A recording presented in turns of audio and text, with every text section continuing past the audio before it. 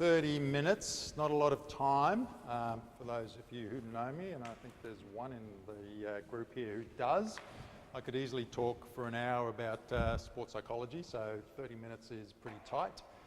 So as a result, I thought, let's see if I can give you 3 key messages to take away.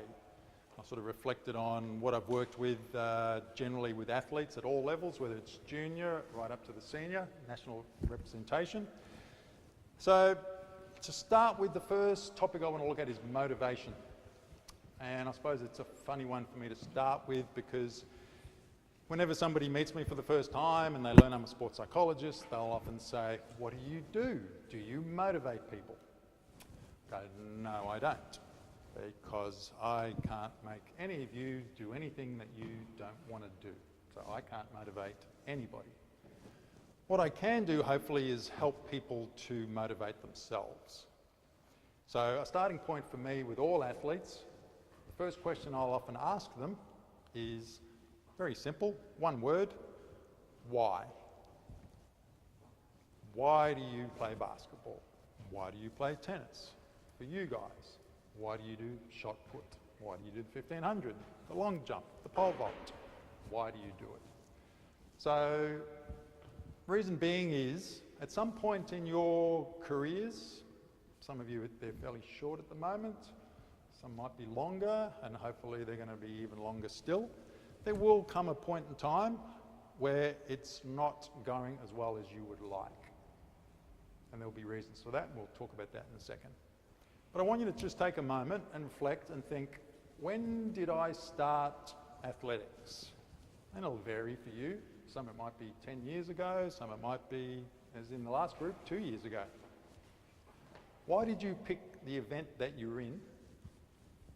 Why do you keep doing it?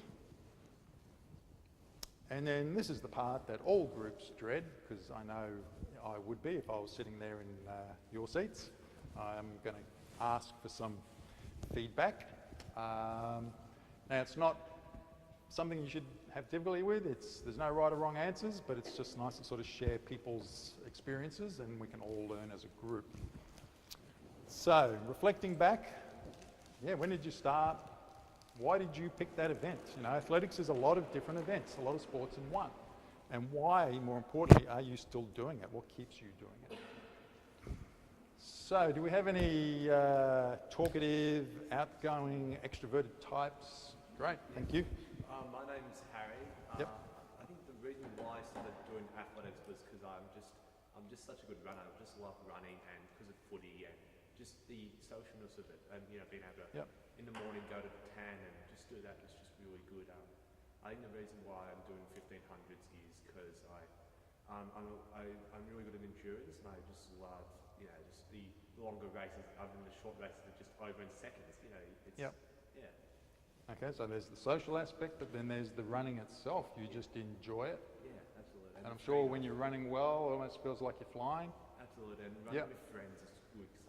A few times, a few of my mates from school and stuff, like I meet up at the tan and we go for like a social run and we go and get a hot chocolate or something. Yep. Great, thank you. Anybody else? Because you know what will happen if nobody talks. Start pointing fingers, Yep.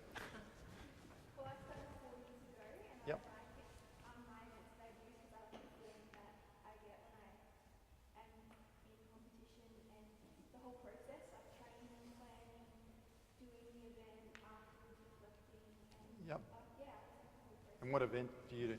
I do jumps and a bit of sprint speed. Okay. And I suppose once again, jump long and high, I'm assuming? Yep. And long and triple, just the feeling, especially with long jump, almost feels like you're floating in the air as you execute a great jump. Yep. And sprints, obviously, getting out of the blocks quickly, feels like you're running so fast. Yep. Yeah, let's go one more. Sorry. Yeah. Yep. What's that one, sorry? Triple jump, yep.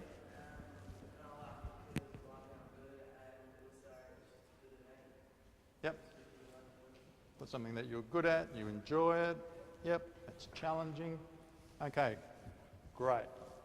That's hopefully what I'm going to hear from if I were to ask all of you, that you say, I actually enjoyed the event itself. That time as a high jumper when I did my PB, it felt like I was floating over the bar. Shot or discus, just the feeling as I spun, let it loose, and then just watched it fly. So hopefully that's the reason. But somewhere along the way, there seems to be something that goes wrong. We start to lose the enjoyment. Is it something some of you have experienced? You've lost a little bit of the motivation? Yeah, what sort of things cause that? What are some of the situations that have caused you perhaps to kind of question why you do it? Oh, no, but you'll do. Has there been things that have caused you to kind of not enjoy it as much? No, you love it. Great. I think probably changing from sport to sport, you know, because before I was a runner, I played tennis and football, and deciding to just go with one sport was a challenge. Okay, for some, yeah, just doing the one sport. Absolutely, yeah. Pressure. The pressure from... Just your past experience, like how you've done past events, sort of builds up a bit of reputation, and you can't feel that something's wrong. Yep, so you've achieved at a certain level, and that's kind of like I'm expected to do that and better. Yep. Perhaps selections. If you want to make a state team, you're not performing that well. Some of the other things that come up as you get a bit more older is, will I keep my VIS scholarship? A lot of athletes have just gone through that at the moment. Will I get selected for the Com Games team? A number of athletes went through that recently. So suddenly our sponsorship, have to worry about that. So I kind of see this as a typical journey a lot of athletes go through. Most of you, well, all of you, would have started as a choice. And that's the thing about sport. Sport is a choice. There's things in life we have to do. We have to go to school. As you get older, you might have to do a job because you need money to pay bills, to live, all those sorts of things. But sport is always a choice. And I think it's always important to remember why you started in the sport, because there will be times when you question and ask yourself, why am I doing this? Especially this sort of weather. Sometimes it's hard to get out of bed in the morning to go to training and questioning, oh God, why am I doing this? Injuries, not performing well. Yeah, so you do need to be able to think back and go, why do I do this? Because it's fun, because I enjoy it, because it's the challenge, because it's the feeling of when I just put it together and I fly through the air, or the shot flies through the air, or I'm running quickly. It's important to remember that. Because I sort of see there's this mindset that a lot of athletes, most athletes, go through in their sporting careers. They start out just picking a sport because it's fun. And they do it and they're good at it. And then somebody sees them and go, wow, you're not bad. Do you want to join a club? Yeah, why not? And they do well at club level. Somebody says, do you want to be in the state team? Yeah, why not? Might get to travel interstate. That's fun. And then somebody sees them again and goes, wow, you're really good. You want to make the junior national team. You might get to travel overseas. Wow, this is great. This is cool. I get to travel. I get to meet people. I'm doing what I love. Somewhere along the way, most people change their attitude. And I think incorrectly, because a lot of people sometimes think, now I've got to get serious. Well, why? Why do you need to get serious? Because what happens is they've been on this path of getting better and better and better and getting up the rankings. And then when they start getting serious, I usually see them sort of drop off in level or plateau. And think about that. What got you there was having fun, enjoying it, pushing yourself, challenging yourself. So why change what got you there? And if you want any evidence of that, look at Usain Bolt. Always looked like he was having a lot of fun. Roger Federer, he looks like he's having a great time out on court. Steph Curry is in the NBA Finals. He looks like he's having fun, no matter how much the pressure. And I don't think it's that they're the best, that's why it's fun for them. I think because they're having fun and enjoying it, that's why they are the best. So the philosophy I share with athletes when I first meet them is very simple, 3 things. 1, enjoy what you do. It's a choice. 2, continually improve in everything that you do to make yourself better at your sport. And you can break that down into 3 areas: mental, physical, technical. So be better technically. That's why you have a coach. Be better physically. That's why you get in the gym and lift weights or do endurance work or apply metrics for explosiveness to get you better. Mentally, hopefully, I'll give you some advice here today you can take away and will improve you mentally. And so that makes you, and middle distance runners probably have an extra area, the tactics, the strategy area. And so as you get better mentally, physically, technically, you become a better athlete, and that's enjoyable. You're jumping higher, throwing further, running faster. 3rd, find out how good you can be. Don't decide now. Don't decide, oh, look, I'd only ever really be able to make a Com Games team, or I think I could just scrape into a relay team for the Olympics. Why decide now? Simply enjoy what you do, make it fun, continually improve in everything that you can do, and then find out, what am I capable of? And what you'll probably notice is, there are 3 things. I have said nothing about distances, times, results, medals, competitions, selections. I've said nothing about any of that. I don't need to, because I know if you're having fun. I know if you're continually improving and you're the best that you can be, then that'll just take care of itself. Whether that's 3 Olympic teams or whether it's 1 Com Games team, PBs, medals, whatever it is, that'll be the best you can be. So that's my advice there. So first lesson, have fun. Keep it fun. It doesn't have to change. It doesn't have to become serious. Which moves into the second area, pressure. Somebody mentioned pressure. So let's talk about that. Because I don't believe, well, have you all experienced pressure of some sort?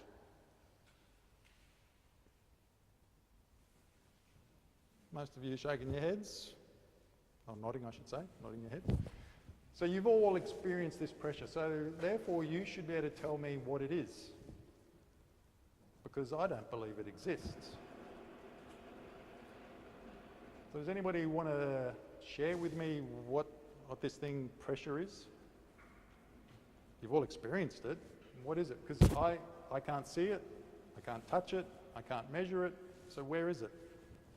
I think pressure is when you have it on yourself, like you put so much pressure on yourself to like perform, and like example, you've won a race the week beforehand and you go into it again, you're like, there's like so much pressure to deliver again. Okay, so you're putting pressure on yourself to get a result, and there's an expectation you put on yourself? Yeah. What else do we have? You've all experienced it. What things have caused it?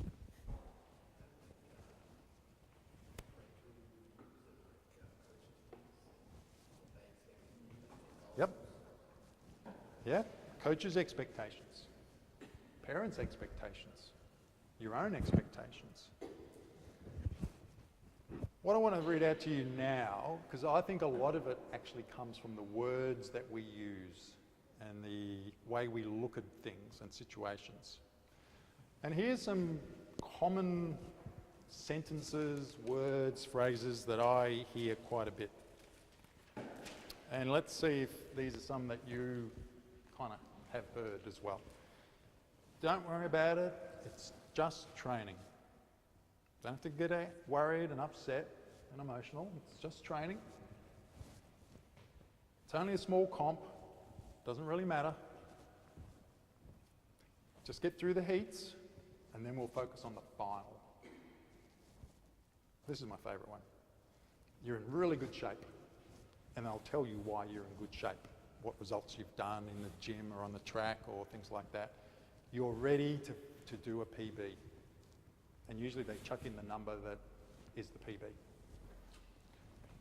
And our goals, sort of expectations, are nationals, worlds, Com Games, and the biggest one of the lot, the Olympics. So is that kind of just everyday common language you hear athletes and coaches use? What's that doing? Why is that creating pressure or not creating pressure?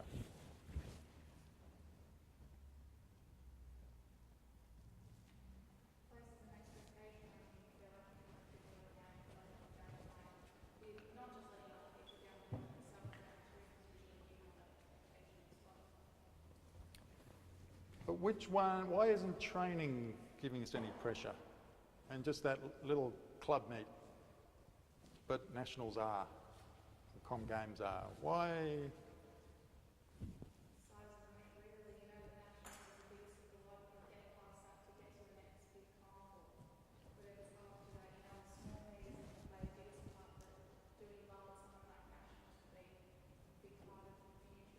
Yeah.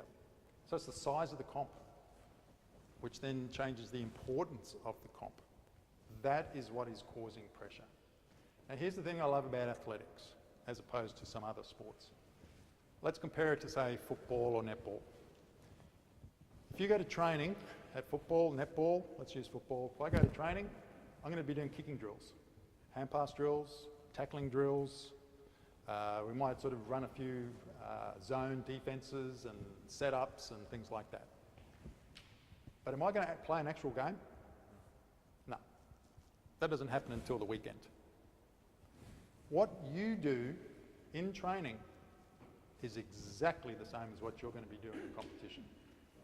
Let's use shot put as an example. If you go to training and you're practicing the shot put, last time I checked, you're going to step into the circle, you're going to get in position, and you're going to throw it. That's exactly the same as what you're going to be doing when you get into competition. So for me, when I talk to athletes about competitions, I actually take away the names. The athletes that I worked with Com Games, we didn't talk about it as the Commonwealth Games. It was Gold Coast. It was the Gold Coast track. That was it. Why create pressure? Why create the fact it's Com Games or Olympics? Why do that? It doesn't help. Because the reality is, what I'm going to be doing shouldn't matter where it is. So the approach that I use with athletes is very simple. I did want a whiteboard, but I'll describe it instead of drawing it. Let's say it is the shot put. Let's imagine there's this bubble that's over the shot put circle. And the shot putter can't see out. But if there's people around, they can see in. So I'll use as an example one of the shot putters at Com Games. There was 3 things they wanted to do inside their circle. The first one was they wanted to feel a certain way as they stepped into the circle. Now, that will vary according to the thrower. Some like to be super relaxed. Tom Walsh, New Zealand shot putter, is super relaxed. He's the best at the moment. Other throwers like to get sort of fired up. There's no right or wrong, but that's the feeling that shot putter needs to know. What do I want to feel when I step into the circle? He then had a focal point for the lower body and his legs, and then he had a focal point for what he wanted to do upper body as he released the shot. So here's what I explained to him is, when you get inside that circle and you execute that throw, what I'm going to do is step inside the circle and I'm going to ask you, did you feel the way you wanted to feel? I go, yeah. I'll say, how were your legs? Did you get the rotation? Did you get the grind that you wanted? Yes. Okay, upper body, did you execute it the way you wanted? Yeah, could have had a little bit more length, but generally it was pretty good. Okay, good. Okay, now let's pop the bubble. Let's see where we are. And we go, oh, it was just training. And you're about 10 centimetres off your personal best. So that's a pretty good throw. We're happy with that. Another time, I'll do the same thing, but I'll pop the bubble and we'll go, oh, it's the Gold Coast. It's nationals. You just threw a season's best and you've made the Commonwealth Games team. Another time we're going to pop the bubble and we look around and we go, where are we now? Oh, look, it's Tokyo. It's 2020. It's the Olympics. It's the final. I was the last and I've just won the gold medal. Because why should it change? What goes on inside that bubble, why should it change? Because the goal's the same. It's to throw the shot the furthest that I can, regardless of whether it's a small comp, medium comp, big comp, huge comp. So don't let what goes on outside the bubble change what goes on inside the bubble. And what goes on inside the bubble, once again, it's about having fun, enjoying what I'm doing. But more specifically, here's the reason why a lot of people don't know what they want to do inside that bubble. I want you to take a moment. I know it might be damaging mentally for you, but I want you to reflect back on one of your worst comps. You're probably having flashbacks right now, thinking about how bad it was, how bad the result was, how bad you felt, the pressure you felt. And I'm sure if I asked each of you to kind of give me a rundown on it, I reckon you could almost be like a movie. You could just give it to me in so much detail and explain everything that went bad, how bad it felt, everything that went wrong. Now, if I was to ask you to reflect on your best ever performance, which is obviously probably going to be your PB, I reckon most of you could probably sum it up in about 30 seconds. Because the typical answer I get is, wasn't really, I don't know. I don't know what I was thinking. I wasn't really thinking anything. And it felt good. Is that how most of you would probably reflect back on your PB? Best performance? Felt easy, but I can't really remember too much more about it.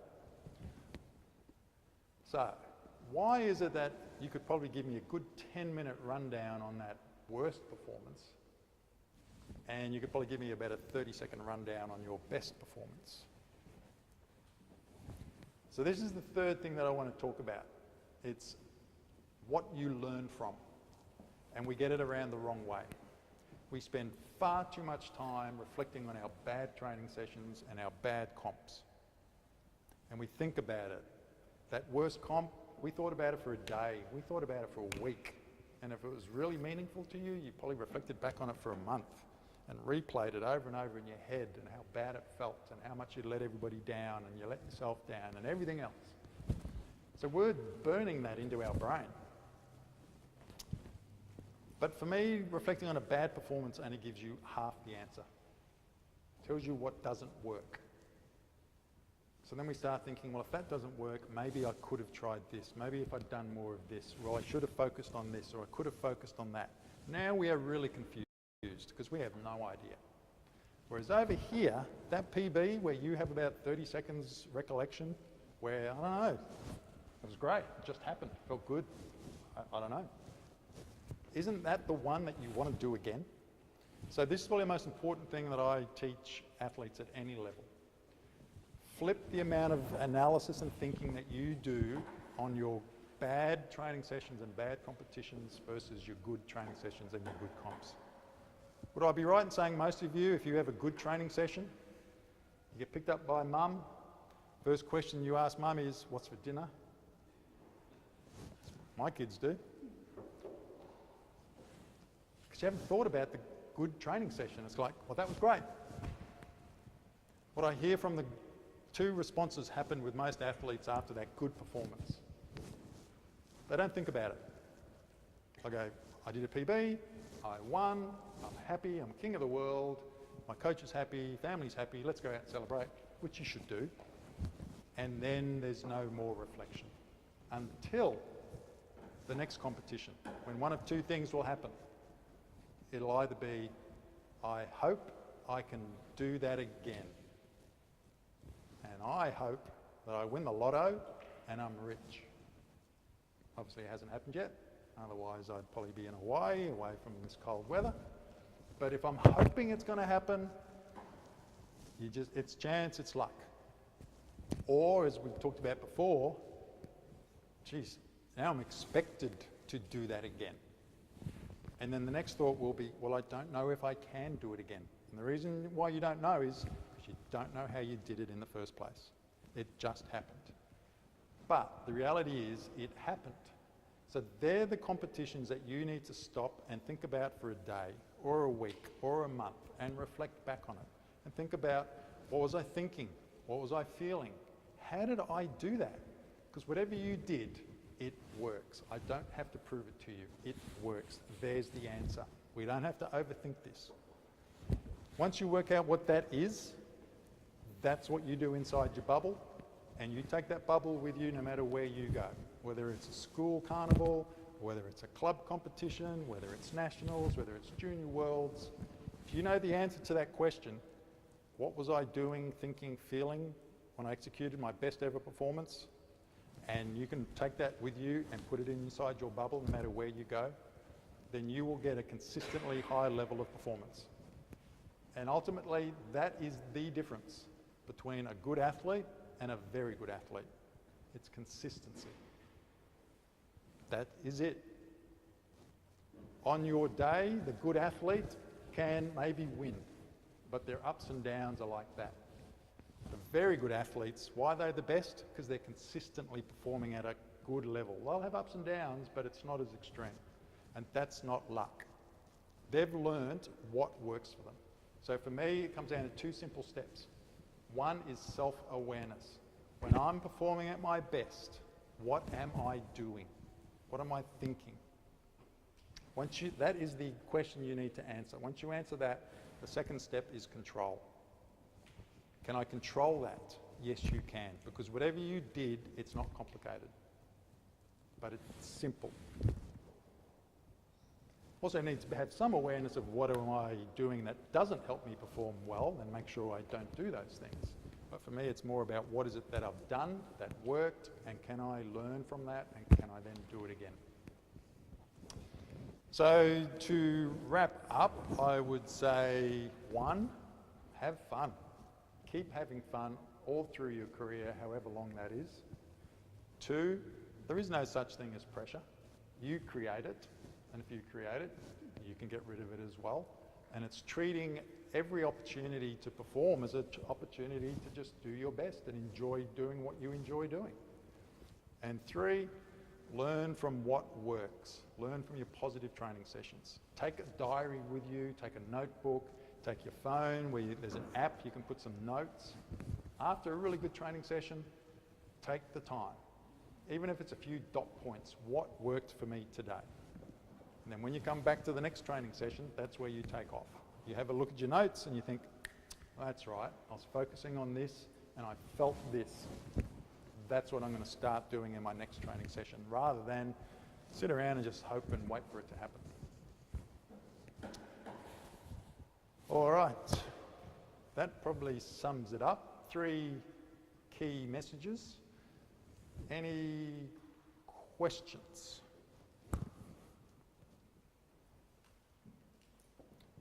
Or are you all just wanting to race home and watch the royal wedding? Because I know I'm not.